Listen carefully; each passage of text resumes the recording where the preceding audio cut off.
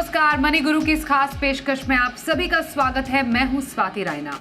Mutual fund संगठन amphi की सालाना रिपोर्ट के मुताबिक म्यूचुअल फंड एसेट का साइज फाइनेंशियल ईयर 2024-25 में सालाना आधार पर 23% तक बढ़कर 65.5 लाख करोड़ से भी ऊपर रिकॉर्ड स्तर पर पहुंच चुका है। और इस दौरान खास करके यंग इन्वेस्टर्स का झुकाव इक्विटी फंड में ज्यादा देखने को मिला है। साथ ही 2025 तक म्यूचुअल फंड में निवेश के मामले में महिला निवेशकों की संख्या भी बढ़ी है और ये लगभग 1.5 करोड़ के आसपास हो गई है। यानी यूनिक निवेशकों का 26% महिला निवेशक हैं।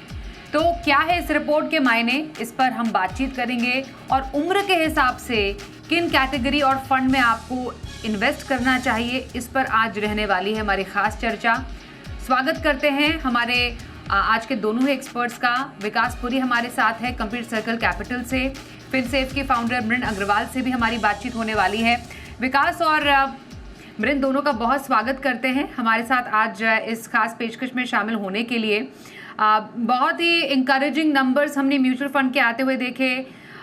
26,000 करोड़ ही नहीं, 26,600 करोड़ के पार इस बार के SIP आंकड़े जाते हुए हमने देखे हैं।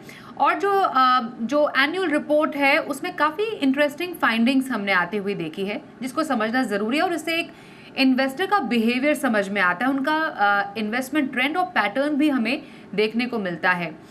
सबसे पहले जो एक मोटा मोटी अगर हम समझने की कोशिश करें, जो इन्वेस्टमेंट ट्रेंड है across the age group, equity investment ने काफ़ी जोर पकड़ा है पिछले 5 साल की अगर बात करें। ये 5 साल वो थे जब हमने बाजार में काफ़ी करेक्शन का दौर देखा, एक्सट्रीम हाइज देखे, एक्सट्रीम लोज भी देखे। कोविड का पूरा टाइम हमने निकाला, यूक्रेन और रूस का एक जो कॉन्फ्लिक्ट है उसको झेला हमने, और उसके अलावा भी वेरी रिसेंट हमने इंडो पाक जो तनाव है उसको भी आते हुए देखा है। और इससे पहले जो टैरिफ का पूरा जो एक चला है कंफ्यूजन, उसको भी बाजार ने झेला है। मृण, जरा आप बताइए, जिस तरीके से ये 5 साल का फाइनेंशियल ईयर 20 से फाइनेंशियल ईयर 25 तक के जो इम्पोर्टेंट जो डिटेल्स आंकड़े बताते हैं across the age group, investors का टुवर्ड्स इक्विटी रुझान बढ़ना, उनका इंटरेस्ट बढ़ना क्या बताता है? चाहे वो 25 ईयर से नीचे वाले इन्वेस्टर्स हो जिनको हम जेन जी कहते हैं, जिनका पहला ये मार्केट साइकिल होगा, और मिलेनियल्स हो गए जो 44 साल तक के जो इन्वेस्टर्स हैं, या फिर इवन टिल 60 ईयर्स तक के जो इन्वेस्टर्स हैं, उनको है इक्विटी फंड पर भरोसा। तो ये ट्रेंड क्या बताता है? नमस्ते स्वाति। तो बहुत ही अच्छे ट्रेंड्स हैं। अच्छा लगा ये रिपोर्ट देखकर। आई रिमेम्बर कोविड के पहले एक ज़माना होता था जहां लोगों को कन्विंस करना पड़ता था इक्विटी म्यूचुअल फंड में पैसे डालने के लिए, और ऑफ कोर्स कोविड के बाद में there has been a big shift in the way people are investing. ये अच्छा है कि लोग ज़्यादा रिस्क ले रहे हैं, और जैसे कि रिपोर्ट में भी बताया गया है कि जो यंगर जनरेशन है वो ज़्यादा रिस्क ले रहे हैं। They are not following what probably their parents have been doing for decades, and this is good to see because I think बहुत important होता है कि जब हम यंग हैं हमें ये एक्सपीरियंस मिल जाए कि इक्विटी मार्केट में कैसे इन्वेस्ट करना चाहिए। सो आई थिंक ओवरऑल अच्छा ट्रेंड है कि लोग इंडिया में बिलीव कर रहे हैं, इंडिया की इक्विटीज में बिलीव कर रहे हैं। एंड अगर हम देखते हैं then also the number of people investing in equities at all age groups is actually going up. So I think ये एक अच्छा ट्रेंड है। बिल्कुल, और ये ट्रेंड आप देख भी सकते हैं जैसा हमने बताया। अब थोड़ा सा कंपैरेटिव एनालिसिस करें स्पेशली इक्विटी फंड में निवेश ट्रेंड की। विकास, आप जैसे देख भी पा रहे हो, जिसका मृण ने जिक्र भी किया, 25 साल के जो कम से कम उम्र के इन्वेस्टर्स हैं, उन्होंने, हम ये समझ सकते हैं कि पिछले 5 साल में बाजार में एंट्री की होगी। कौन से टाइम पे? कोविड के टाइम पर। और ये शायद ये 5 साल ऐसे रहे हैं पिछले कई सालों में जब मैक्सिमम उतार चढ़ाव बाजार ने देखा और बहुत सारे साइकिल्स और बहुत सारे इवेंट्स देखे। पिछला 5 साल बहुत इवेंटफुल बाजार के लिए रहा है। एक बार हम चाहेंगे वो टेबल फिर से हमारे सामने आए। 25 साल से कम साल के जो इन्वेस्टर्स हैं, जब 5 साल पहले 41% अगर इक्विटी में इन्वेस्ट करते थे, वो बढ़कर ऑलमोस्ट 50% हो गया है, 47% टू बी मोर प्रिसाइज। 25 से 44 साल मिलेनियल्स की जो संख्या है, यहाँ पर एक बहुत ही ज़्यादा डिसाइडिंग हमने एक इंक्रीज देखा है फ्रॉम 36% टू 60%। ऑलमोस्ट हम कह सकते हैं 40% का जंप है ये इक्विटी इन्वेस्टमेंट में। वहीं अगर 45 टू 58 ईयर्स की हम बात करें, वहाँ पर 39% यानी 40% से बढ़कर 66% ये आंकड़ा पहुँच जाता है। That means across the board अगर हम विकास देखें, इक्विटी में इन्वेस्टमेंट इतना ज़्यादा या मोर अग्रेसिव इन्वेस्टमेंट फॉर्म बढ़ने के रीजंस आपको क्या लग रहे हैं? थैंक यू स्वाति, अपने शो पे बुलाने के लिए। देखिए स्वाति, एक तो we are a very young country. अगर आप देखें अभी 65% जो है पॉपुलेशन हमारी 35 के नीचे है। बहुत ही यंग कंट्री है हम, और बहुत ही एस्पिरेशनल कंट्री हो चुके हैं अभी। हमारी जो अगर डेकेड्स देखें, जो बेसिक नीड्स थी वो पूरी होने के बाद अब एस्पिरेशनल नीड्स की तरफ हम बढ़ गए हैं। और जो लास्ट 4-5 साल में अगर आप देखेंगे स्वाति, जिस तरीके से सोशल मीडिया और इंफॉर्मेशन जो एक्सेस लोगों के पास आया, क्लब्ड विद जो एक बुल मार्केट साइकिल चालू हुआ, तो ये दो चीजों का एक बहुत बढ़िया कॉम्बिनेशन बना, जिससे आपने देखा कि एक बहुत सुनामी ऑफ इन्वेस्टर्स आया। जो हम बार बार हर एक शो में बात भी करते हैं कि कोविड से पहले 2-2.5 करोड़ के डीमैट अकाउंट थे, आज की तारीख में वो लगभग 15 करोड़ पहुंच चुके हैं। अगर मैं यूनिक भी लेता हूं तो 11-12 करोड़ यूनिक डीमैट अकाउंट हो गए। उसी तरीके से अगर आप म्यूचुअल फंड फोलियोज लीजिए, वो भी, उसकी भी संख्या बहुत अधिक बढ़ चुकी है। सो इंफॉर्मेशन फ्लो जो है, जैसे आप जो बहुत सारे इन्फ्लुएंसर्स थे, जो बहुत सारे आपके जैसे मीडिया चैनल हैं, जो बार बार इक्विटी का कल्ट क्रिएट कर रहे हैं, लोगों को ज्ञान दे रहे हैं उस चीज का कि किस तरीके से इक्विटी की इन्वेस्टिंग होनी चाहिए। तो ये सारी चीजें मिलके जो है कि इक्विटी का कल्ट इतना बढ़ा कि आप देखें अक्रॉस द बोर्ड उसका एक ट्रैक्शन आया, और लोगों ने ये रियलाइज किया कि इक्विटी मार्केट्स, और ये चीज क्योंकि जैसे आपने बोला कि गाजा इजराइल या रशिया यूक्रेन, ये सारे नीजक रिएक्शंस होने के बाद भी मार्केट में फ्लोज बढ़ते गए। क्योंकि एक चीज शायद आप या हम लोग या सारे वो चैनल्स या सारे वो मीडिया जो ये लोगों को कम्युनिकेट करने की कोशिश कर रहे थे कि इक्विटी मार्केट्स कभी लीनियर नहीं चलती हैं, वो एफडी की तरीके से नहीं चलेगी, लेकिन लॉन्ग टर्म में आपको हमेशा रिटर्न बनेगा। वो शायद लोगों के जहन में ये बात घुस चुकी थी। इसलिए जितने भी आपके ये देखिए डाउनफॉल हुए या जितने भी इवेंट्स हुए, उसमें सिप का नंबर थोड़ी देर के लिए प्लेट्यू जरूर हुआ होगा, बट क्रैश लैंड नहीं हुआ, बहुत ज्यादा कम नहीं हुआ। इनफैक्ट ये बढ़ता ही जा रहा है, विच मीन्स लोगों के माइंड में ये चीज अब धर कर गई है कि लॉन्ग टर्म में इक्विटीज में बेहतर रिटर्न बनेगा ही। शायद इसी वजह से लोगों के मन में जो फिक्स्ड इनकम को लेके जो ट्रेडिशनल इन्वेस्टमेंट्स होती थी, वहां पे रुझान कम हुआ और इसकी तरफ आ रहा है। हालांकि अगर आप ओवरऑल फिक्स्ड इनकम का देखें या फिक्स्ड डिपॉजिट्स का देखें, वो नंबर अभी भी बहुत बड़ा है, लेकिन यहां से भी जर्नी जो है वो आगे और बढ़ेगी। लेकिन जो ये जो 3 साल या 4 साल का बुल रन था और प्लस इंफॉर्मेशन एक्सेस था, इसने एक बहुत बड़ा कैटलिस्ट का काम प्ले किया है इतना अधिक लोगों के अंदर इक्विटी की तरफ रुझान बढ़ने की वजह से। और यही एक रीजन है कि आप देख रहे हैं आपके नंबर्स इस तरीके से बोल रहे हैं। बिल्कुल। तो नंबर्स बताते हैं कि डेफिनेटली म्यूचुअल फंड में इन्वेस्टमेंट बढ़ा है और बढ़ना चाहिए। उतना नहीं बढ़ा है as compared to other financial options, but हाँ, it's slowly picking up for sure. ये तो है जो हम समझ पा रहे हैं नंबर से। मैं प्रेरण अब आपसे समझना चाहती हूँ कि हर एक एज ग्रुप, और जिस एज ग्रुप की हम यहाँ पर बात करें, जिसमें एक एज ग्रुप में जेनजी हैं, एक एज ग्रुप में मिलेनियल्स हैं, एक एज ग्रुप में टुवर्ड्स ओल्डर जनरेशन है, और एक है जो 60+ है, जो आपके रिटायरमेंट के पार हैं। उनको अभी अगर एट दिस मोमेंट एक एसेट एलोकेशन स्ट्रैटेजी अपने लिए सेट करनी है विद इन इक्विटी डेट, तो क्या आप सजेस्ट करेंगे? हम ये मान रहे हैं कि हाँ, इक्विटी में पैसे ज़्यादा जा रहे हैं, लेकिन आप इतना ज़्यादा रिस्क भी नहीं ले सकते हैं। तो उम्र के हिसाब से एक आइडियल एसेट एलोकेशन स्ट्रैटेजी रहनी कैसी चाहिए? देखिए, एसेट एलोकेशन तो 2 चीज़ों के ऊपर डिपेंड होता है। आप कितना रिस्क लेना चाह रहे हैं और आपके गोल्स क्या हैं। तो as such, these are the basic things to decide asset allocation.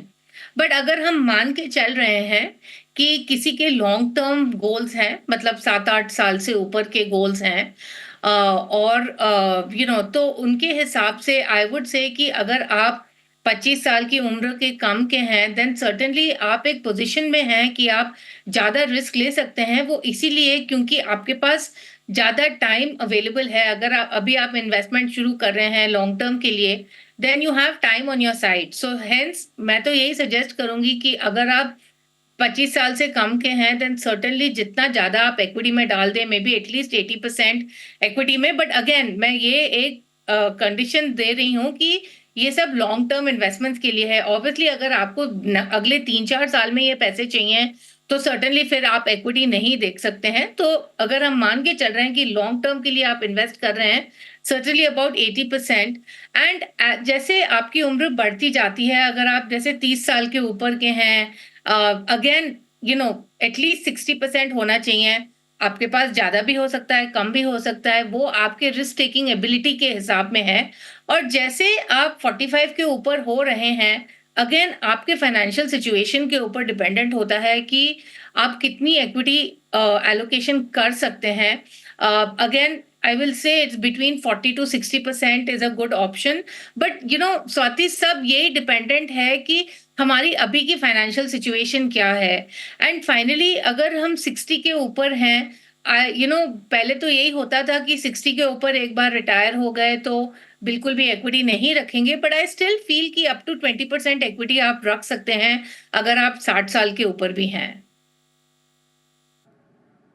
और कैसे फंड्स आप सजेस्ट करेंगी एट दिस मोमेंट? अगर हम मिक्स ऑफ एक फंड, एक पोर्टफोलियो को अगर आप सजेस्ट करना चाहें, तो कौन से फंड्स आपको पसंद आ रहे हैं जिसमें मिक्स हो, एक्टिव भी हो, पैसिव भी हो, अक्रॉस द एज ग्रुप भी एक पोर्टफोलियो में वेल्थ क्रिएशन का जरिया बने?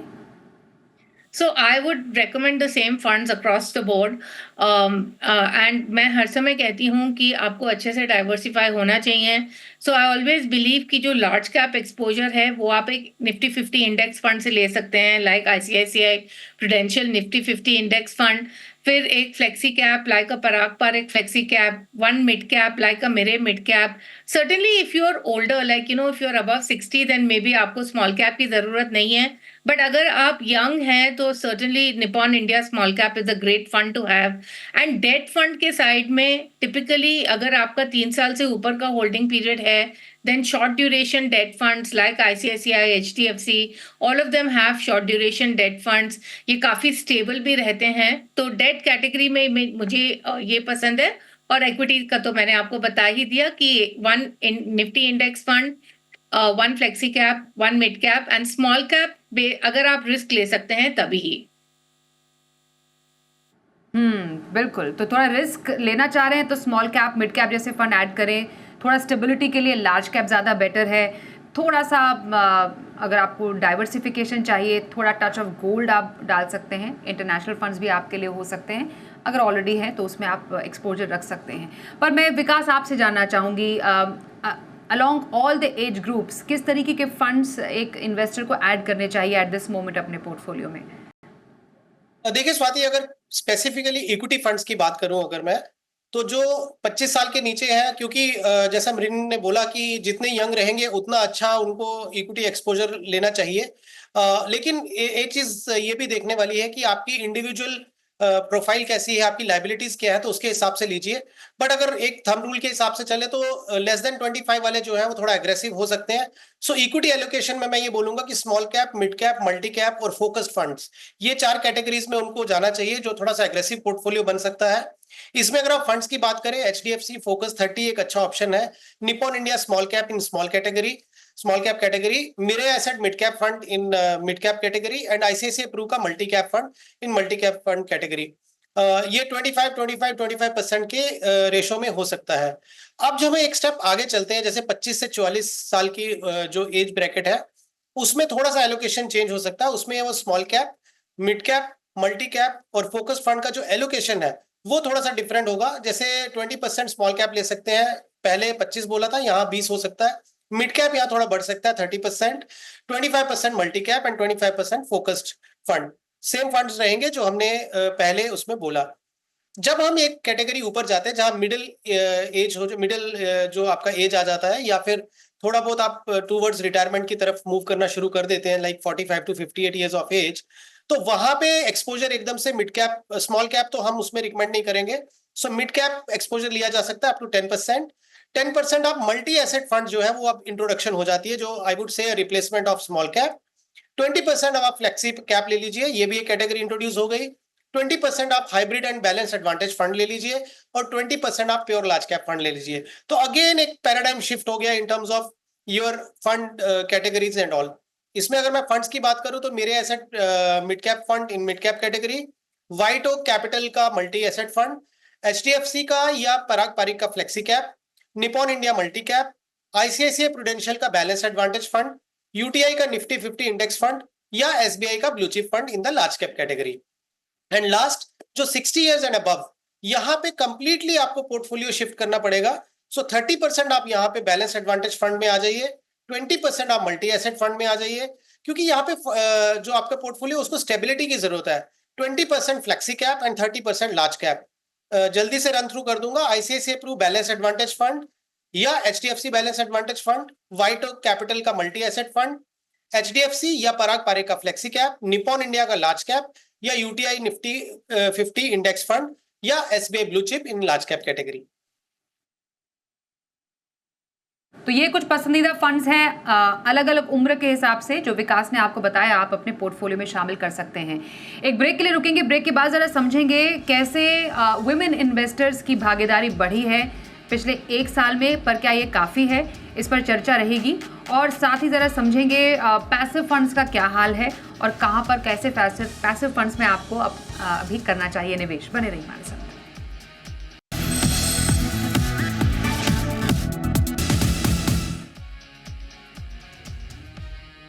मृन अग्रवाल और विकास पुरी हमारे साथ 2 एक्सपर्ट्स हैं, उनसे आज हम कर रहे हैं खास बातचीत। मृन, अगर हम महिला इन्वेस्टर्स की बात करें पिछले 1 साल में, बहुत बड़ा तो नहीं लेकिन हम कह सकते हैं एक मार्क्ड एक इंक्रीज ज़रूर आया है टुवर्ड्स वेल्थ क्रिएशन महिलाओं के द्वारा भी। पिछले साल मार्च में हमने देखा अराउंड 24% तक की भागीदारी महिला इन्वेस्टर्स की थी, जो लगभग 1.5% से बढ़ी है इस साल जो अभी जो फाइनेंशियल ईयर एंड हुआ है उसमें। क्या समझे नंबर से और क्या ये काफ़ी है, ये सबसे इम्पॉर्टेंट है, या ये हम ये कह सकते हैं कि नंबर्स फिर भी थोड़ा बहुत एक इंक्रीज की तरफ इशारा करते हैं? कहाँ पर, या अगर आपको कहाँ पर एक गैप अप भी नज़र आ रहा है इन टर्म्स ऑफ वुमेन इन्वेस्टर्स? तो अच्छी बात है कि हर साल वुमेन इन्वेस्टर्स के नंबर बढ़ रहे हैं, बट सर्टेनली अभी काम बहुत बाकी है इसमें, क्योंकि अभी भी बहुत कम है। मतलब अगर हम देखें 25-26% विमेन इन्वेस्टर्स का होना बहुत कम है, एटलीस्ट इक्वल तो होना चाहिए, राइट? सो उसके लिए आई फील कि ऑनेस्टली मैं आपको बताऊं कि म्यूचुअल फंड वैसे तो एक बहुत इजी इन्वेस्टमेंट व्हीकल है, बट म्यूचुअल फंड को चुनना ना बहुत मुश्किल काम है। एंड बहुत लोग मुझे आकर यही कहते हैं कि हमें पता ही नहीं चलता है कि हम कौन से म्यूचुअल फंड में निवेश करें, इक्विटी करें, डेट करें, क्या करें, हम कौन से म्यूचुअल फंड में निवेश करें। सो आई फील कि जो माइंडसेट था पहले कि नहीं मार्केट लिंक्ड इंस्ट्रूमेंट में नहीं इन्वेस्ट करेंगे, इसमें लॉस हो सकता है, वो माइंडसेट बदल गया है।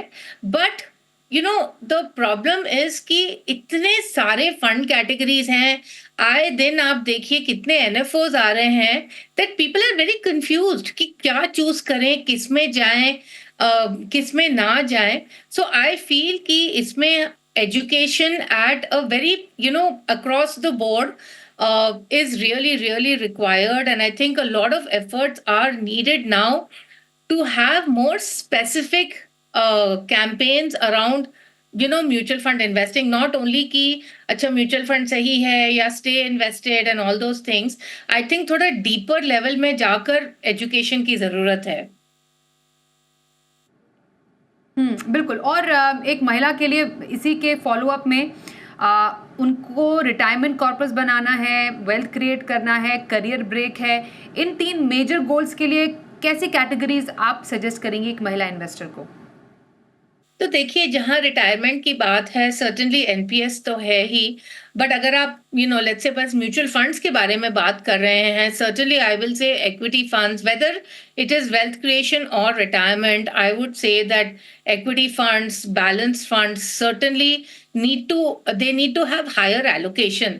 तो हम बात कर रहे हैं कि 26% इन्वेस्टर्स जो हैं वो विमेन इन्वेस्टर्स हैं, बट ये भी देखना बहुत जरूरी है कि अगर हम हाउस होल्ड सेविंग्स डेटा को देखते हैं, then less than 10% of investments are actually going into equities, right? So I think what is very important is कि हमें इक्विटीज में ज्यादा एलोकेशन करना चाहिए, क्योंकि given the value of the goal, given the inflation of the goal, certainly you need an instrument like equities in order to be able to reaching your goal, right? अगर हम career break के बारे में बात करते हैं, typically ये देखा जाता है कि सडनली लोग करियर ब्रेक ले लेते हैं without really planning for it. So I would say that since career break normally within 1 to 2 years period में हो सकता है, आई विल से कि उसके लिए शॉर्ट ड्यूरेशन डेट फंड्स ज्यादा बेहतर रहेगा.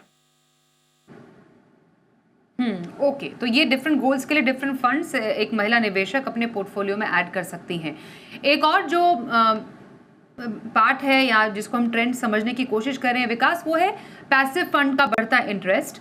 काफ़ी बार हमने इस पे चर्चा भी की है. एक्टिव फंड तो ऑलरेडी काफ़ी ज़्यादा एक बड़ा यूनिवर्स है, पैसिव फंड भी स्लोली कैचिंग अप. एनएफओज भी पैसिव फंड में काफ़ी सारे आए हैं. एयूएम काफ़ी अच्छा खासा बढ़ता हुआ नज़र आ रहा है.